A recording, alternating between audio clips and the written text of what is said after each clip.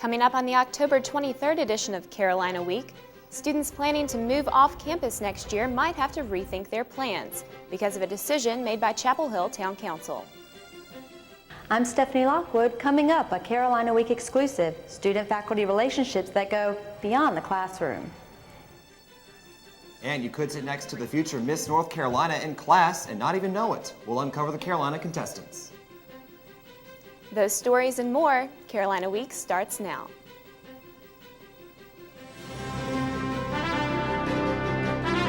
From the School of Journalism and Mass Communication at the University of North Carolina at Chapel Hill, this is Carolina Week.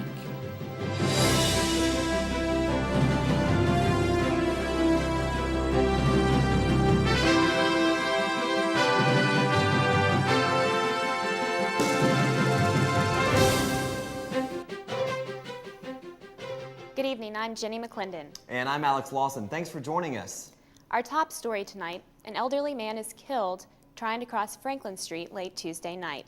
James Ellis was hit by a BMW while trying to cross West Franklin Street. The Henderson, North Carolina man was 77 years old.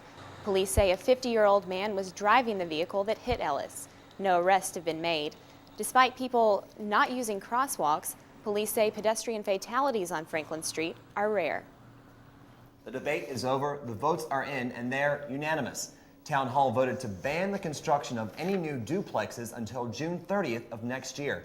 Carolina Week's Ashley Kendrick joins us now in the newsroom with the latest. Ashley? Thanks, Alex. This new ordinance isn't an attack against the students at Carolina. Town council members say it's development in the residential neighborhoods that's the cause of the problem. When you picture a duplex, you may think of a ranch-like house divided into two units with each side mirroring the other. But Town Council member Mark Kleinschmidt says that's not always the case. They're building an 8-bedroom monstrosity right on top of that little cottage and saying, well, these two little units, that's a duplex. The lots for these cottages weren't designed for these additional units, so that creates problems. But some students say the ban is unfair. The adverse impact would be, affecting the many, while the benefit would be for the few. But the ordinance is only temporary, and it merely blocks the issuance of building permits for the construction of new duplexes until June 30th. There's also a concern about who can live in existing duplexes. Current code limits it to 2 non-related residents per unit. Kleinschmidt says, As a tool that's been used for decades to discriminate against people and enforce an old code is a reason enough to not have it. Now, essentially, this ordinance allows time to address future development in these residential neighborhoods. So basically, construction will become more regulated. Alex? Thanks for that report, Ashley. Also up for Town Council vote whether or not to scrap the ban on flyer posting. Chapel Hill's current policy prohibits posting any materials on utility poles.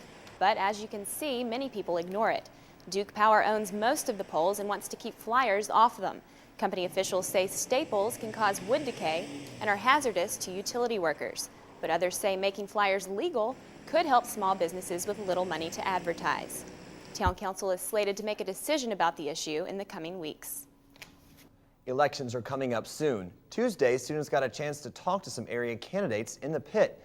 Political Action Day was sponsored by Pac-Man, no, not the video game Hero, but Political Action Coalition for Modern American Nonpartisans. The group brought local politicians to campus to help students make informed decisions. Students met with campaign representatives and talked about the issues and walked away with bumper stickers. The general election will be November 5th. Log on to our website, carolinaweek.org, for a list of local polling sites. There are 2 new developments this week in the university's efforts to conserve water. First, the university is installing water-free urinals like these in several campus buildings. Each urinal saves an average of 40,000 gallons of water per year. Workers have installed 18 so far, and despite the recent rain, officials plan to have more installed in the coming weeks. The project is estimated to cost about $105,000. Second, the university's food service provider is no longer using styrofoam in campus dining halls. Dining Services was spending close to $5,000 a week on the products. Officials say if that kind of spending continued, students might have been forced to pay more for their meals next semester. The drought has already had a huge impact on the university's budget. Officials spent more than $530,000 in campus science labs to allow for water recycling. UNC Chapel Hill policy forbids relationships between students and faculty members. But Carolina Week's Stephanie Lockwood tells us that some people aren't listening. While most Carolina students are worrying about midterms, junior journalism major Catherine Ching has another thing on her mind, an instructor who's testing the limits of the student-professor relationship. There have been a couple pretty forward late-night phone calls, and then he finally got up the nerve and asked me out. Ching says the harassment didn't stop there. He started asking me when I'm going to call him and things like that, so it's just kind of crossing a line. According to the university's improper relationships policy, Ching's professor is crossing the line. The policy prohibits any university employee from having a sexual relationship or non-sexual courtship with any student he or she is evaluating or supervising, but some students say a few professors and TAs seem to be ignoring it. I had a professor that invited me and one of my friends to a hot tub party along with other females, and I also had one of my suite mates was having sex and was involved with the TA from the same class. I knew of a professor and a student dating for a while she was his student. When Carolina Week told UNC's sexual harassment officer Judith Scott about these allegations, she wasn't surprised. There are some people, both men and women faculty members, who might indeed rightly earn the label of sexual predator. But Scott says they prowl at their own risk, for if caught, they will be punished. It could range from a letter of counseling saying that that type of behavior should never happen again, and if it did, that there would be appropriate consequences up to and including dismissal. In Chapel Hill, I'm Stephanie Lockwood, Carolina Week. These relationships can also affect students. We'll tell you how next week. A virus once believed dead now has the government hustling to implement a protection plan. Next on Carolina Week. And coming up, will it be a harsh winter? This caterpillar may have the answer. We'll take you to the Blue Ridge Mountains for the annual Woolly Worm Festival.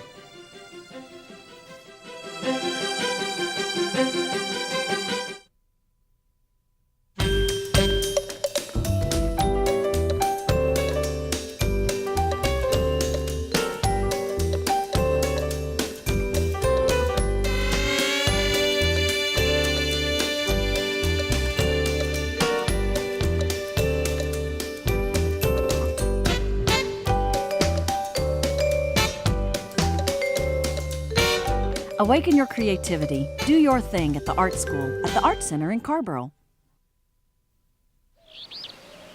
It's springtime in the forest of the black-tailed deer.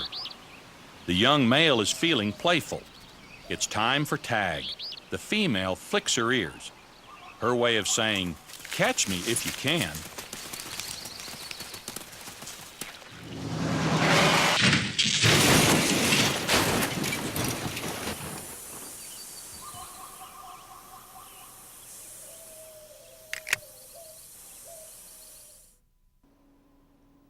This year at the North Carolina State Fair, farm animal owners are a little more nervous than in the past. Mad cow disease has popped up in the United States for the first time, and there's a growing concern that hoof and mouth disease could hit the U.S. too and make its way to the state fair. Hoof and mouth doesn't affect humans, but it can be spread by them. Because of this, state fair rules require fairgoers to wash their hands before and after visiting the barns and pens. Veterinarians check the animals at the state fair on a regular basis for any sort of disease. The government has mandated that every state prepare for a bioterrorism attack, including the smallpox virus. Until recently, smallpox was medical history. Carolina Week's Gretchen Decker has more. This was smallpox. The disease killed 30% of those infected. The World Health Organization declared smallpox dead in 1980, but the virus still lives in some labs. James Kirkpatrick is director of the newly formed North Carolina Office of Public Health Preparedness. He and his staff are implementing an emergency vaccination plan issued by the Centers for Disease Control and Prevention, the CDC.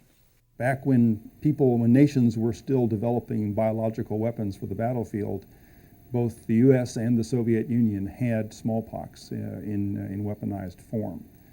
So it is a very legitimate threat. The threat is that if terrorists release the virus in a crowded area, infected people could spread the disease without knowing they're contagious. Once infected, an individual shows no symptoms for nearly 2 weeks. The first symptoms are fever, headache, muscle ache, and vomiting. During the flu-like period, the person becomes contagious. Then the rash appears. A vaccine works only if given within 4 days after exposure to the virus. Long before symptoms appear. If terrorists did attack with smallpox, these men and women would be on the front lines. So the CDC wants these so-called first responders vaccinated before an outbreak occurs. I want to protect myself because we really don't know when we're out there whether we're treating somebody that has smallpox. Kirkpatrick says with proper preparation, he hopes Americans won't have to confront images like this again. In Raleigh, I'm Gretchen Decker, Carolina Week. The federal government has not made a decision on what type of mass vaccination plan to use. UNC Chapel Hill is near the top of yet another national ranking. The American Association of Retired People recently ranked UNC hospitals the 18th best in the nation. Decisions were based on 4 factors: the percentage of patients who died within 30 days of being admitted, the percentage of doctors who rated the hospital very good or excellent, the hospital's accreditation score, and the hospital's total score after all factors were considered. North Shore University Hospital in New York was ranked first. Wake Med in Raleigh was 20th. Nestled in the highlands of North Carolina, you'll find the small town of Banner Elk, home of the Woolly Worm Festival. For 25 years, locals and tourists have gathered to race their worms for fun, for charity, and to find out how cold the coming winter will be in western North Carolina. Right here, get your winners, increase your chances of winning, buy here. They come from everywhere We got a Utah worm, Florida worm, South Carolina, North Carolina. to race these fuzzy little black and brown critters. Some are lucky, It is hot legs, and some aren't. He's a little heartbroken over it. Event organizer Herb Isaac. The winning worm at the final heat of today is a $1,000 winner, and that worm is red to predict the weather for this coming winter. Each woolly worm has 13 segments on its body, which represent the 13 weeks of winter. Now, according to the legend, if the woolly worm has more black segments on its body, we can expect a more cold and harsh winter. But if the woolly worm has more brown segments on its body, we can expect a more mild winter. Jim Morton is a Carolina graduate and founder of the festival. You just don't know which worm to trust. And so some sort of method was needed to choose the worm we're going to trust to determine what sort of winter forecast we want. For the most part, it's all about having fun. Just ask Dr. Susan Pulse. She's been coming for 23 years. 11 years ago, she created her own practice at the festival. I just saw a need. I saw worms getting hurt. We have all ages come by the Woolly Worm Hospital, and I have about 400 little things, little crutches that are made out of toothpicks, and it's just everybody it gives them a smile. It's not the only thing they have to smile about. All the money raised stays local. It helps the school system and the local Chamber of Commerce. But more importantly, these squirmy little guys and gals put Banner Elk on the map. The winners of this year's festival were Dan Walsh of Corpus Christi, Texas, and his worm, Hank. According to Hank, the first 5 weeks will be cold and snowy weather, followed by 4.5 weeks of milder winter, and then another 3.5 weeks of cold and snowy weather. Weather anchor Kelly Mahoney joins us now. It's getting kind of cold out there, Kelly. It is. It was definitely cold in the mountains and really nice up there. So yeah, cold weather is starting to creep into the region, and I might add, forecasters are also predicting cool and wet winter. However, that prediction is based more on things like El Nino and less on little fuzzy guys like Hank, but we'll keep it in mind nonetheless. And today we're not cool and wet. In fact, it's beautiful outside, and the big question, of course, is whether the weekend will stay the same way. I'll let you know all about it in just a minute, but first, let's go to this week's weather question, which is 85% of all people killed by lightning are A, golfers, B, swimmers, C, storm chasers, or D, male. I'll have the answer to your weather question and your weekend forecast when Carolina Week continues.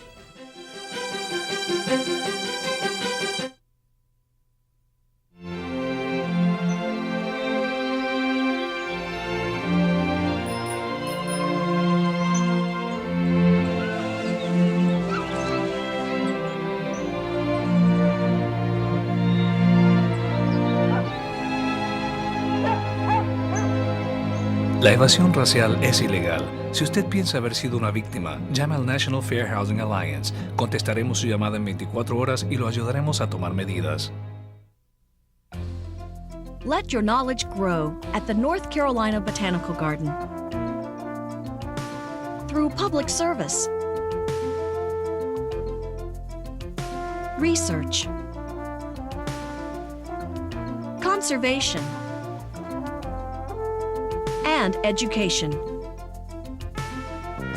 The garden brings North Carolina's rich natural heritage to you. It's a beautiful way to learn.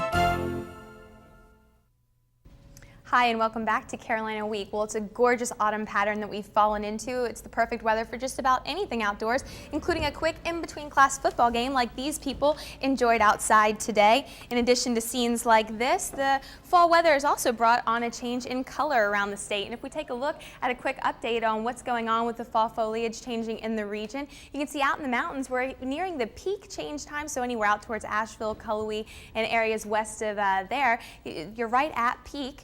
In the foothills, they're nearing peak, so Hickory, Winston-Salem points, around there are just about there. And right here in the Piedmont, we're experiencing a patchy change, so we have a lot to look forward to in the next week or so. We tend to hit peak around here in Chapel Hill and Durham and Raleigh in the first or second week of November, so we'll want to keep a lookout for that, as it's going to start to get pretty really soon. And of course, one other thing, a sign of the season, is the end of daylight savings time.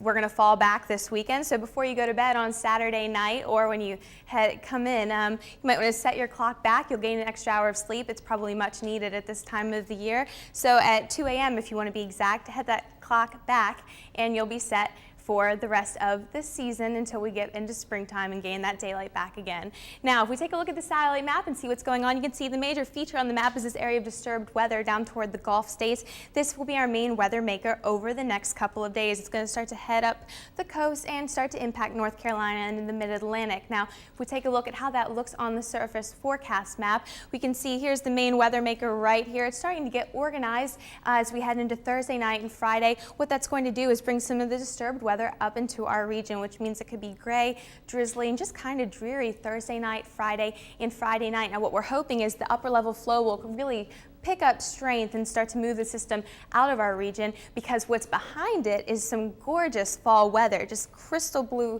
skies, and it's going to be really nice once we get this weather system out. So we take a look at what that looks like on your Carolina Week 4-day forecast. You can see on Friday there's those showers, a high of 56, and that rain will really moderate. The temperature's a low of just 54. On Saturday, we're hoping it'll clear on out. There's a chance for a scattered shower throughout the day, but a high of 64 and a low of 55. On Sunday, that's your best chance for beautiful weather, as the high will be about 67 degrees and a very seasonable low of 46. On Monday, we start to see some increase in clouds as the next system heads our way with a high of 66 degrees. If you're headed down to the beach, Saturday looks a bit iffy, a high of 69, a low of 56, but Sunday, once again, clearing out and a beautiful seasonal high of 70 degrees and a low of 53. If you're headed out to the mountains to take advantage of that peak fall foliage change, Saturday and Sunday both look nice. Partly to mostly sunny skies, a high of 61 on Saturday, high of 63 on Sunday, and lows in the mid to upper 40s. If you're headed out to the game this weekend, it will be played in Winston-Salem, North Carolina at 12 noon, and we'll go with the forecast of partly sunny skies and 62 degrees, so you might want to bring along a jacket and an off chance of a shower, an umbrella, but I think we'll be sitting pretty for the game, so it should be nice weather at least. Great. Anyone want to take a guess at that risk of lightning death? Mr. Brothers, you got a I'll probably go with males because, us guys, we're always outside in trouble. It is. It's staggering. 85% more likely. I will plead the fifth on explaining that one. We'll just let it go at that. All right. Thanks a lot, Kelly. Well, Mr. Brothers, I hear our volleyball team, women's volleyball team, is on a roll. Well, Mr. Lawson, they are doing great, number 11 in the nation. Their best start ever for an ACC team, so we're going to see coming up after the break. The volleyball team traveled to Raleigh Tuesday night, seeking its 13th win in a row. But can the NC State Wolfpack stop the streak? That story up next in sports.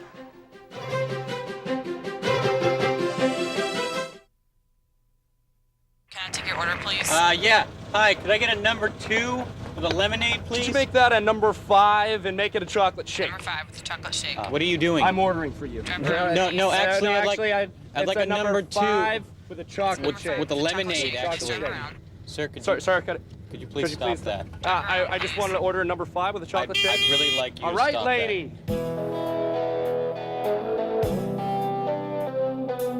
I'd like you to stop it. No. Following the tragic events of September 11th, there have been hundreds of violent attacks against innocent Americans. Remember what that flag you're waving stands for. Remember, please stop the hate. We're stronger when we are united. Remember. Remember what that flag you're waving stands for. One nation under God. Indivisible. With liberty and justice for all. In America, there's either room for everyone or it's not America. Don't pick the wrong fight. Let's keep America land of the free. Stop the hate. And welcome back to Carolina Week Sports. Well, 13 can be a frightening number. Let's see, there's Friday the 13th. The 13th floor doesn't always exist in high rises, and the ill-fated Apollo 13 mission was aborted April 13th. Carolina's volleyball team, however, had little to fear as it looked to beat NC State for its 13th straight win. Carolina takes the first game easily, winning 30-23. In the second game, NC State tries to rally, but consecutive points on 2 kills and an ace helped the Heels to a 30-23 win. Carolina runs away from the pack in the third game, 30-19, and takes the match 3-zip. The Heels will have their sights set on making 14 in a row Sunday afternoon against Florida State. Well, the women's soccer team played its first home game in 4 weeks on Saturday as Carolina took on ACC foe Virginia. Virginia doesn't allow the Heels to enjoy being home for long as the Cavaliers take an early 1-0 lead. Carolina looked sluggish in the second half when the Heels decide it's time to get serious. The team creates several chances to score but can't find the net. The players get frustrated and it looks like Susan Bush needs a hug. Finally, Alyssa Ramsey buries a shot to tie the score. 3 minutes later, the Heels catch the Virginia goalkeeper out of the goal, and Ann Morrell floats this beautiful 40-yard shot over the keeper's head for the 2-1 victory. But Ramsey said there's something the team really needs to work on. Finishing would be good too, because we had numerous chances we probably should have put away earlier on. And I mean, when you put a team away earlier on, then it doesn't turn into a game like this. It was senior day for the field hockey team on Saturday, and though the team has had a disappointing season, but seniors Meredith Keller, Amy Tron, and Stephanie Fuller made their last home game special by beating rival Duke 3-1. In a season in which the Carolinas football team has won its 2 road games but lost all 4 home games, it would seem that the Heels would be happy to hit the road again. Yet that's never the case when they travel to Virginia, where they haven't won since 1981. This would be the game of 2 halves. Carolina quarterback Darian Durant throws 3 touchdown passes in the first half for a 21-point halftime lead. But that changes quickly when Virginia's Marquise Weeks returns the second half kickoff 100 yards to swing the momentum for the Wahoos. Virginia scores on its next 5 drives to take the lead for good. The Heels drop another one, 37-27. Darian Durant fractured his thumb in the game and will miss the rest of the season. Defensive end Will Chapman fractured his wrist and will miss at least 1 game. The Carolina men's soccer team hasn't been doing badly, but at 8-5 heading to the weekend, the guys are hoping to prove they can play as well as they did last year. Having lost 3 of their past 5, the Heels come limping into the match with their red and white rivals from NC State. Less than 2 minutes in the game, Marcus Story hits this rebound and puts it away. He's injured on the play, but would be fine. Carolina keeps on fighting with the pack. With 12 seconds left in the match, Matt Crawford kicks it off a State defender, and the lucky bounce turns into a Carolina victory. I was sort of shooting it, just trying to put a hard shot on goal, and fortunately, I think it was going wide, but got a nice break off their defender, and we got the goal. Tuesday night, the Heels face off against George Mason and find themselves in an offensive gridlock for much of the match. Neither team is able to score until the 65th minute when Carolina's Ryan Kniper punches home this one-timer, and we get to see his new sliding move. But he would add another goal in the 87th minute. Disregard this poor camera work by yours truly. But UNC wins 2-0. Carolina must now look ahead to a meeting against top-ranked Wake Forest Saturday night at Fetzer Field. Well, guys, Shalane Flanagan, she recently won the pre-NCAA Nationals, so let's see if she can win her 3rd straight individual title this November 2nd. So 3rd straight ACC title. All right. Sounds good, Brad. Coming up, a Carolina Week exclusive. We sat down with 3 Carolina women going after the same crown.